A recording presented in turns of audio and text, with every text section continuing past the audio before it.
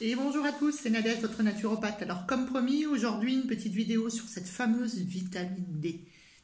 Pourquoi on parle de la vitamine D? Parce qu'on parle du soleil, mais surtout parce qu'on est dans des conditions où on a besoin d'avoir une immunité au taquet. Et vous allez voir que la vitamine D, elle joue un rôle très important dans l'immunité. Donc tout le monde la connaît pour le calcium, pour l'ostéoporose, mais on va essayer d'être un petit peu plus précis dans tout ça pour que vous compreniez que la vitamine D, c'est vraiment essentiel.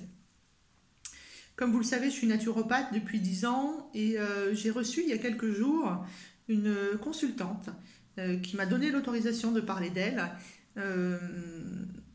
Une consultante qui arrive avec une grosse fatigue, des troubles de mémoire, des alternances diarrhée-constipation et surtout une consultante qui n'arrête pas de faire des petites maladies. Des rhinites, des petites grippettes, mal aux oreilles, une petite pneumonie, alors pneumonie c'est un peu fort, hein, mais une petite bronchite, etc., etc. Mais surtout grosse fatigue qu'elle a du mal à récupérer et du coup avec des problèmes de mémorisation, des problèmes pour intellectualiser, qui est actuellement en formation, en reconversion. Et je lui avais demandé de faire un bilan avant, puisqu'elle devait aller chez son médecin traitant. Donc je lui ai demandé de faire un bilan complet. Et il s'avère que sur ce bilan, elle a un taux de vitamine D qui est, comme j'aime à le dire, au ras des pâquerettes. C'est-à-dire qu'il est à 13,2 nanogrammes. Le minimum, c'est 60. Et 60, c'est le minimum de normes santé. Donc vous imaginez qu'à 13,2, elle a une énorme carence en vitamine D. 75% de la population française est en carence de vitamine D. Donc on va essayer de comprendre pourquoi on est en carence, comment fonctionne la vitamine D, quel est son rôle et de voir comment on pourrait se complémenter de manière naturelle avec l'alimentation bien sûr, mais aussi, surtout quand on a des taux comme ma cliente, eh bien, il faudra passer par un complément alimentaire histoire de booster un petit peu ce taux et qu'elle voit qu'elle a de l'effet et que ça lui fait du bien. Alors, la vitamine D. Déjà, moi j'ai envie de dire vitamine D, je l'appellerais bien hormone en fait. Parce que la vitamine D, en fait, c'est plus qu'une vitamine.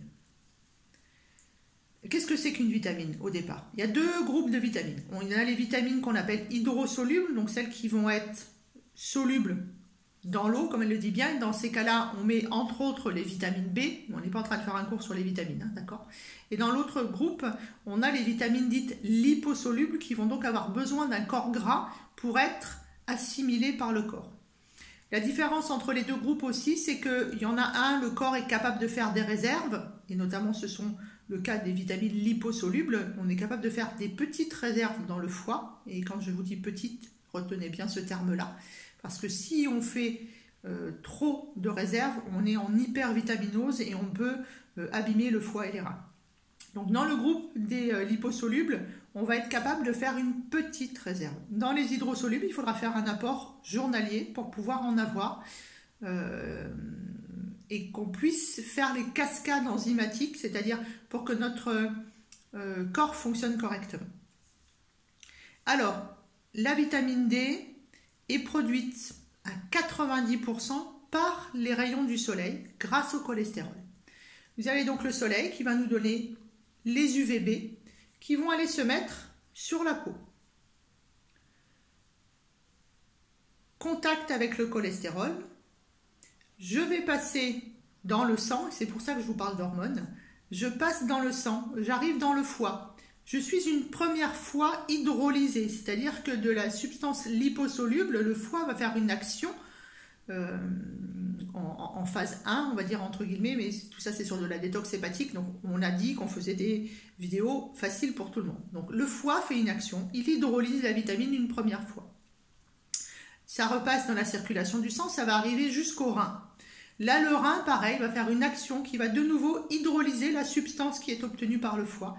Et seulement à la sortie du rein, va repartir dans la circulation, vous allez avoir de la vraie vitamine D, comme on l'entend pour le grand public et pour cette vidéo, d'accord? Alors,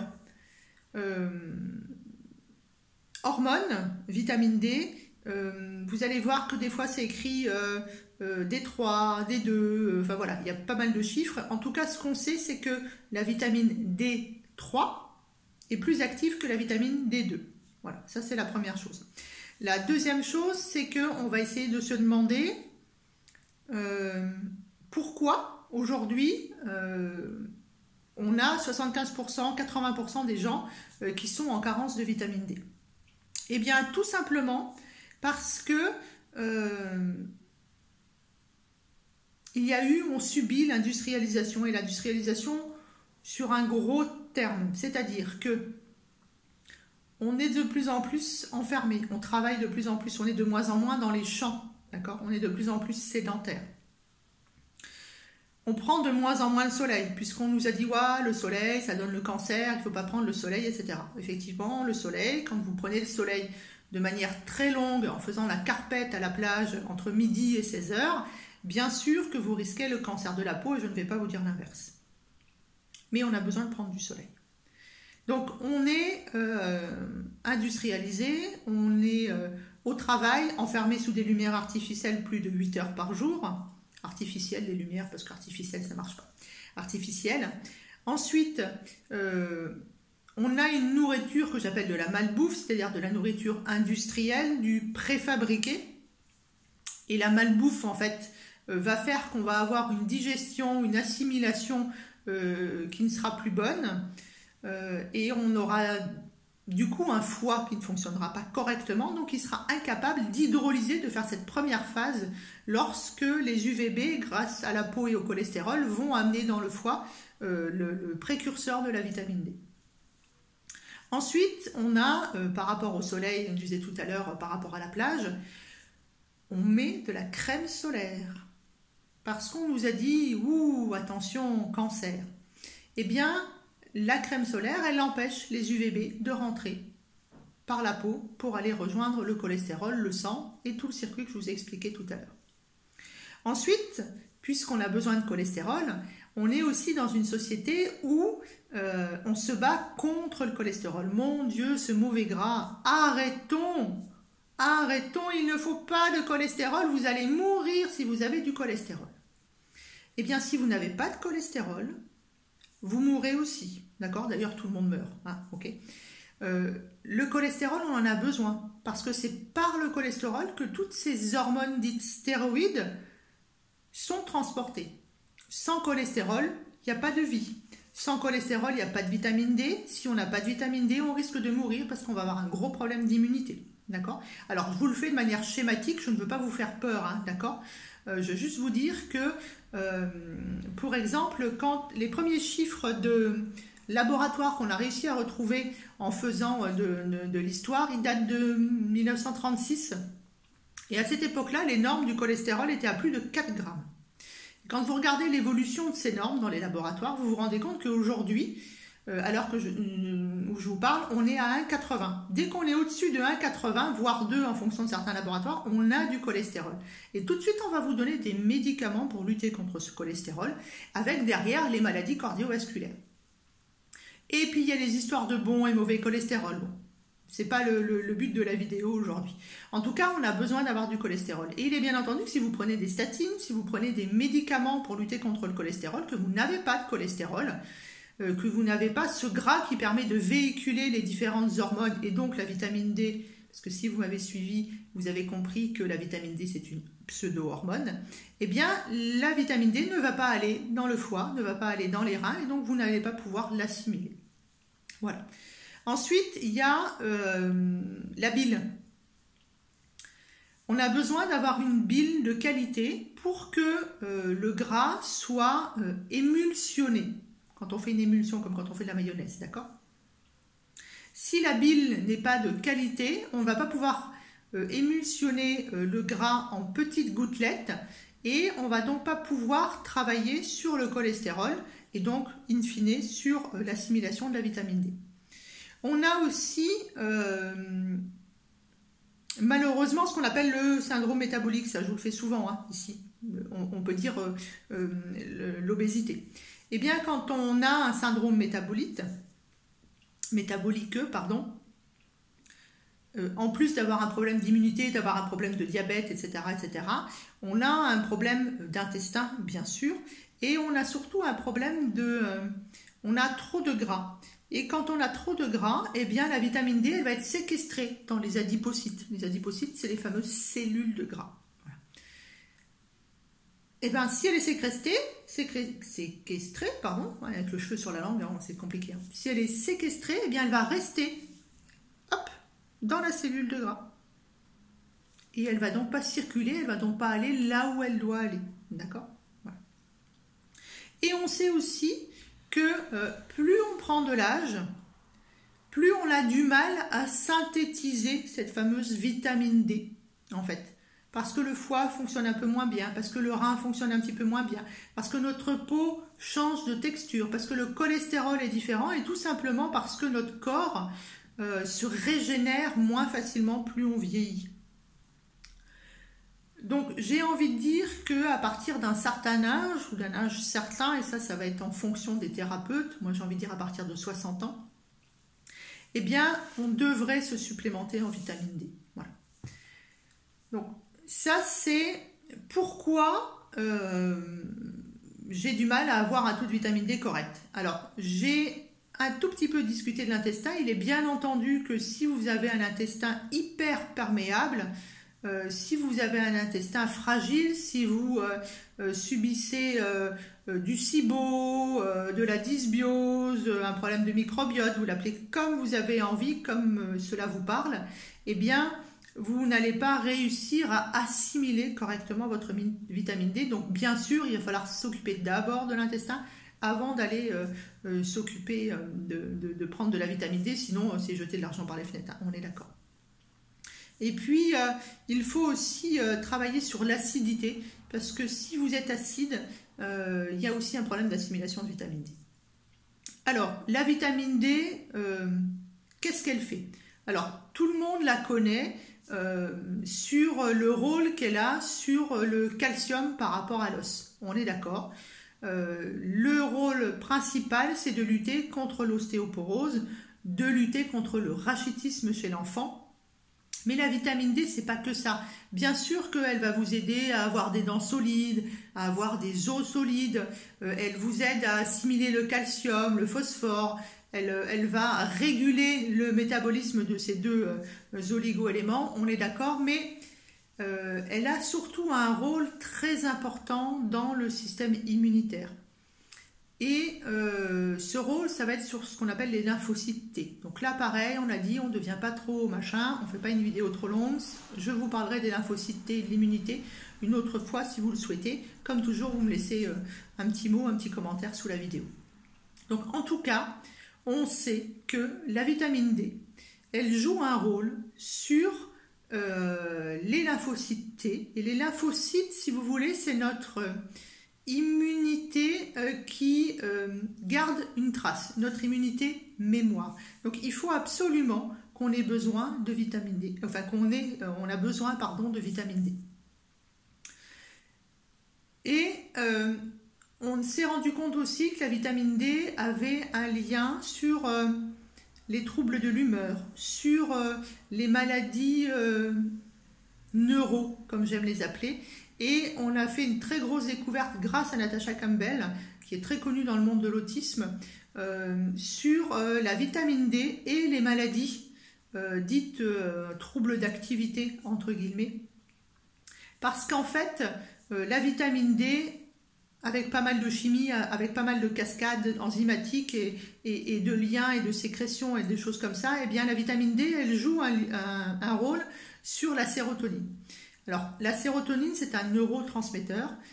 C'est le neurotransmetteur de la joie, du bonheur, le neurotransmetteur qui nous fait du bien, d'accord? Eh bien, cette sérotonine, on en a fabriqué par nos neurones ici dans l'intestin et on en a ici dans notre cerveau. Et en fait, la vitamine D, si on en manque, on va avoir plein de sérotonine ici et on va créer des problèmes immunitaires et on ne va pas en avoir ici. Et en fait, pour aller bien dans notre tête, on a besoin d'avoir de la sérotonine ici.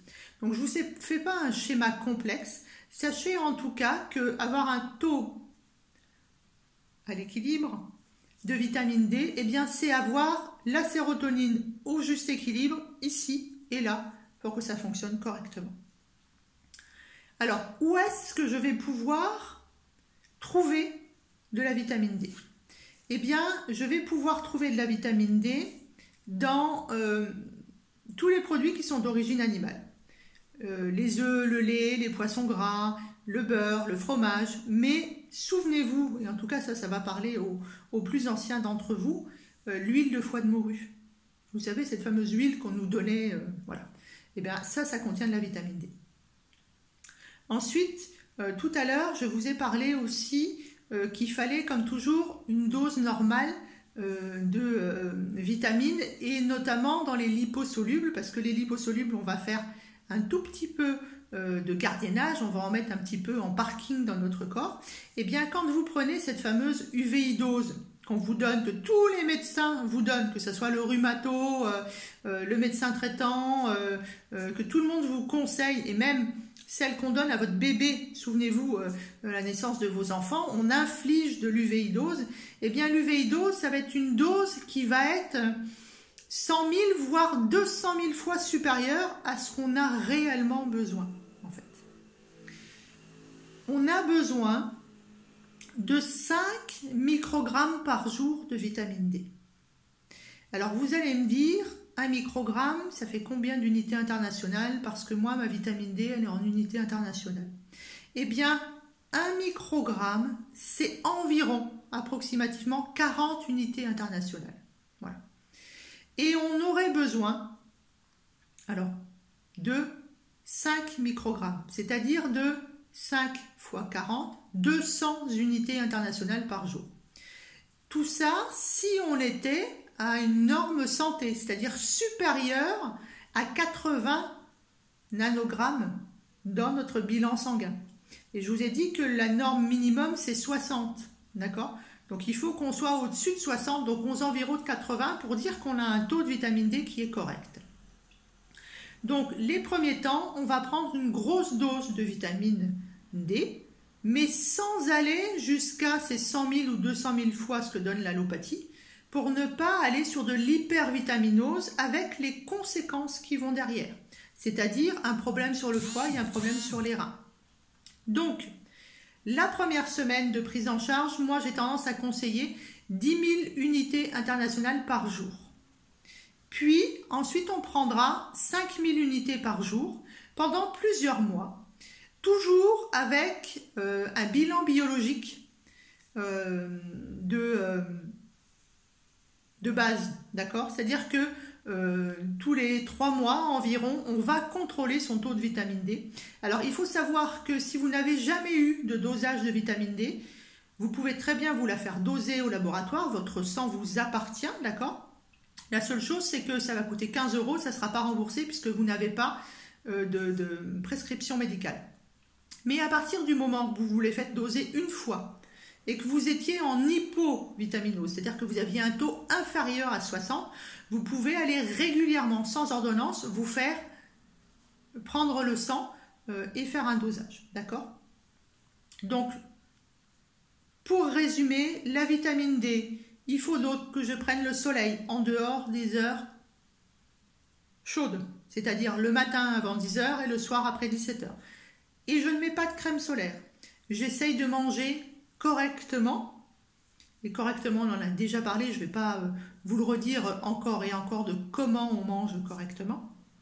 On ne met pas de crème solaire, on garde un petit peu de cholestérol, du bon cholestérol, on fait attention à sa bedaine bien sûr, et au bon fonctionnement de sa vésicule biliaire et de sa bile, donc au bon fonctionnement de son foie, mais aussi de ses reins, puisque je vous ai dit que UVB, eau, peau, cholestérol, foie, deuxième hydrolysation rein, et seulement après la vitamine D arrive. Donc il va falloir prendre bien soin de ce qu'on appelle chez nous les émonctoires principaux, c'est-à-dire le foie et les reins.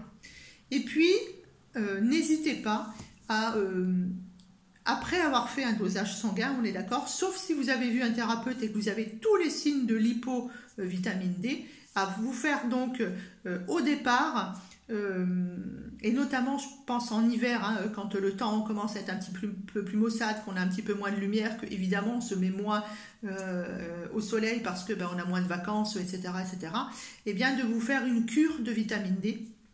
Et dans ces cas-là, je vous conseille de la vitamine D3 associée à de la K2. Pourquoi? Parce que quand vous prenez que de la vitamine D3, vous allez mettre en mobilisation le calcium et votre calcium, en fait, il va se déposer dans vos artères et il ne se déposera pas sur vos os. Et parce que vous prenez de la D3 avec de la K2 et une sorte particulière de K2 qui s'appelle la MK7, mais on s'en fout de savoir pourquoi, comment, on n'est pas en train de faire un cours de chimie, hein, d'accord? Donc, je vous conseille de la D3, K2, MK7 pour que le calcium qui est mis en circulation aille vraiment dans vos os et que vous ne fassiez pas des becs de perroquet, etc., etc. Ok, voilà, c'était la petite généralité sur la vitamine D parce que je vous l'avais promis, parce que vous me l'avez de nouveau demandé.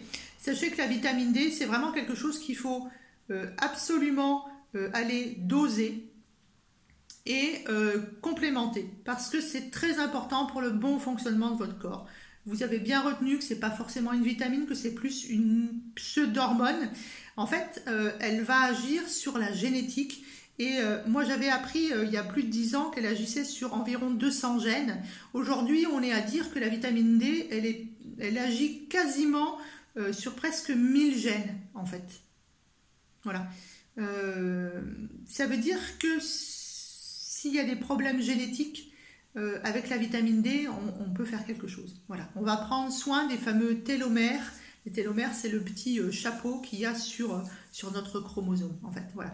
Donc, ça prend soin de votre génétique, la vitamine D. Ça prend soin de votre immunité, ça prend soin de votre ostéoporose, mais surtout, ça prend... il y a des publications sur le Lancet, sur PubMed, etc., qui démontrent très bien que la vitamine D, elle protège de certains cancers, notamment les cancers hormonodépendants, cancer du sein, cancer de la prostate, etc. Voilà.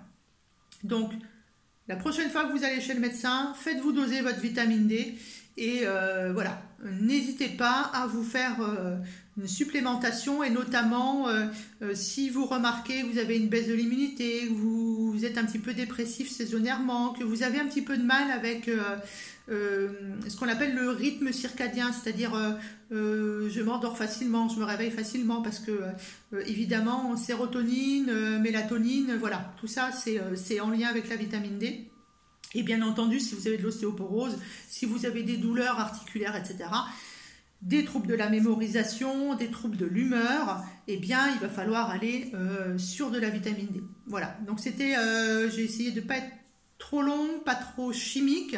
Je vous rappelle, donc si on prend un complément alimentaire, on prend de la vitamine D3, K2, si possible MK7, on la prend le soir pour pas être en concurrence avec les rayons du soleil, même s'il y a des nuages, qu'il y a des UVB, d'accord? Pour qu'elle soit assimilée correctement, c'est le soir avec, si possible, du gras dans le repas. Ça sera plus facile parce que du coup, vous aurez un apport de cholestérol qui va vous permettre de faire le chemin, justement. Et la première semaine, on va y aller un petit peu fort, on va aller jusqu'à 10 000 unités internationales. Et je vous rappelle que... un microgramme, c'est 40 unités internationales. Eh bien, on va prendre 10 000 unités internationales la première semaine et puis après, on diminuera la dose en fonction du taux de départ que vous aviez de vitamine D. Mais on ne va jamais sur une macrodose comme le fait l'allopathie, c'est-à-dire 100 000 voire 200 000 fois supérieure aux besoins parce que là, on risque de l'hypervitaminose et on risque de mettre très à mal notre foie et nos reins. Voilà, j'espère avoir été assez claire. C'était Nadège, votre naturopathe, et comme toujours, il n'y a strictement rien à vendre derrière, c'est juste pour le plaisir de partager avec vous mes connaissances de 10 ans de travail, de formation et d'échange avec mes clients, à qui je fais un petit coucou, voilà, parce que je sais qu'il y en a beaucoup qui me suivent. Prenez soin de vous, profitez pour vous détendre, pour peut-être enfin prendre soin de vous et peut-être aller rencontrer justement un thérapeute qui vous parlera, sur qui vous aurez vu des avis ou quelqu'un qui vous aura conseillé d'aller voir, parce que c'est le moment de prendre soin de vous. La vie n'est pas facile actuellement et elle est facile pour personne. À nous de nous la rendre un petit peu plus simple, un petit peu plus glissante, un petit peu plus souple. N'hésitez pas à vous faire aider. La santé n'a pas de prix et je pense que une consultation chez un thérapeute bienveillant, eh bien, ça vous apporte bien plus que ça peut vous coûter. Allez, voilà. À bientôt. N'hésitez pas à liker, à vous abonner, comme ils disent. Et surtout à mettre, moi ce qui m'intéresse, c'est vos petits commentaires pour savoir de quoi vous avez envie de parler la prochaine fois. Allez, à bientôt. Ciao, ciao.